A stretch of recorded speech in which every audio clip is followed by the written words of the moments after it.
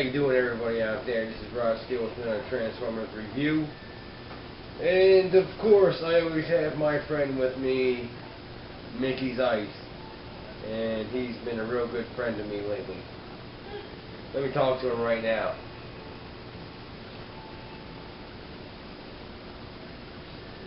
But anyway, what we have tonight is Anime Starscream. And I picked this one up maybe a week or two ago. I picked them up at Walmart, where I usually pick up all of mine. Because I'm at Walmart almost sometimes 3 times a day I'm there. Because who can never get enough Walmart? But anyway, Starscream is back to Starscream how we remember him. He doesn't like Megatron. He hates Megatron. He despises him. He wants to take over the Decepticons, and he believes that he is the better leader. So, when we first see Starscream, it is when Megatron's about to go after the Allsparks, who the Autobots have carrying above on aboard their spacecraft. Starscream wants to go out after because he don't believe in the Allspark 1. He don't even believe it exists. So he wants to go out after it. Megatron says no, crushes his wing a little bit to tell him who's in control, and goes out by himself after it. But before he leaves the ship, Starscream gives a little pat on the back. But it's not a friendly pat on the back. He puts a little bomb on his back as he's leaving. So as Megatron is attacking the ship, Starscream's bomb explodes, and poof, Autobots and Megatron happen to land on Earth. Starscream then proceeds to believe that Megatron is dead.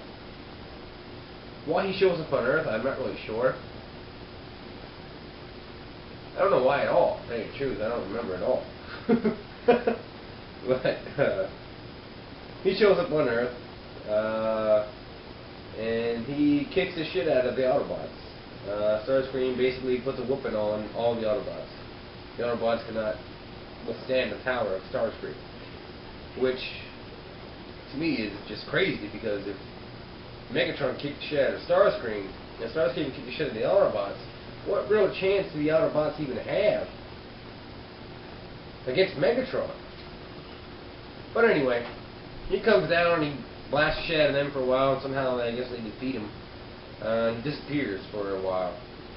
And then he just reappears when Lugnut and Blitzwing are in the show. And but he comes and he convinces them to, well, I might jump forward a little bit, but he convinces them to join his fraction, to join him. He's the leader of the Decepticons, even though Lugnuts is talking to an imaginary friend everybody thinks of, even though it's Megatron. And then Megatron gets reactivated, bigger and better from, I know it's not the Kardashians anymore, thanks to Biker Trash. I know where I got it from, it's Star Trek. I think it's Sundak. Sundak is the name of the father that helps rebuild Megatron. But Starscream tries to stop this. He tries to not have Megatron come online. He tries what he can. Megatron spoils his plan, even though Bumblebee comes up there and I think give him full power in the back. And this is what I'm talking about. Like, Bumblebee comes up there, all cool, shoots Starscream in the back, full blast, and Starscream turns around and says, "What?" Like, looks at him. He's basically laughing at him, and then kicks his ass.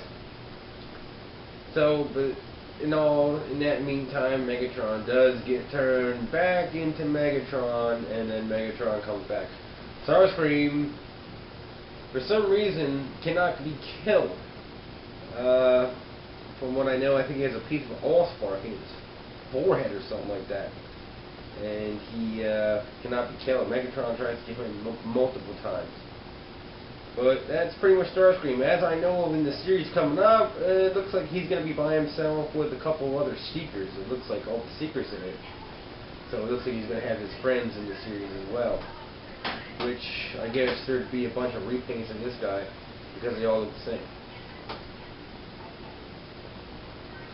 But anyway, on to the figure.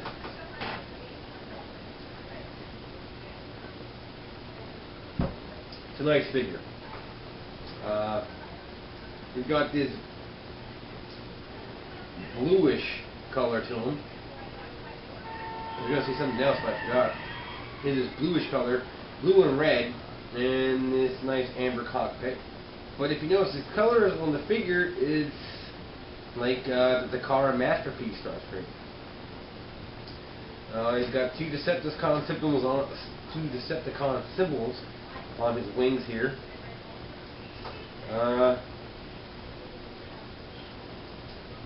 Nice looking jet.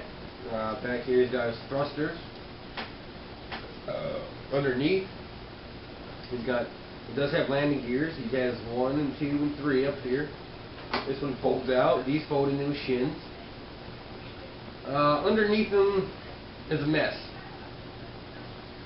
It's just his legs folded up and his arms crunched in there. You can see his hands. Underneath the jet don't look that great. If you pull these down, there's a big hole in here.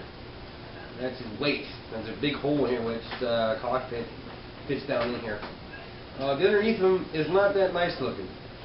But the jet mode from the top down, nice looking alt mode. You can display him like this. It's very nice. You see how he's got the curved wings and everything? It's a nice looking jet. But I'm going to get into the transformation. I do have a gripe about this figure. You paid $20 for this figure. It's a Voyager class. And you get a transformation that is easy as Bumblebee from G1. You know, there's nothing to him. He's a throttle bot. There's nothing to him. He's a mini-con. So I'll show you right now.